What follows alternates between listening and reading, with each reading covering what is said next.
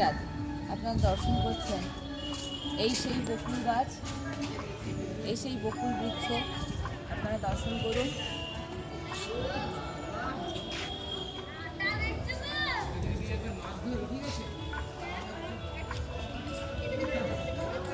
এই সেই স্থান যেখানে সাক্ষাৎ মহাপ্রভু বিরাজমান হয়েছিলেন এবং তার ভক্ত বসু ঘোষকে উদ্ধার করেছিলেন।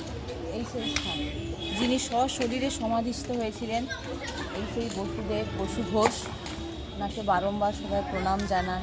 এই সেই স্থান, এত দিব্য স্থান, সাক্ষাৎ মহাপ্রভু এখানে বিরাজমান হয়েছিলেন তার ভক্তকে দর্শন দেওয়ার জন্য, আর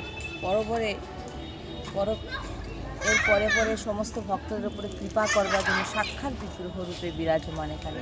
এই বিগ্রহ কেউ তৈরি করেনি, এই বিগ্রহ সাক্ষাৎ ভগবান চৈতন্য মহাপ্রভু নিজে সাক্ষাৎ প্রকট হয়েছে শ্রীরাধে।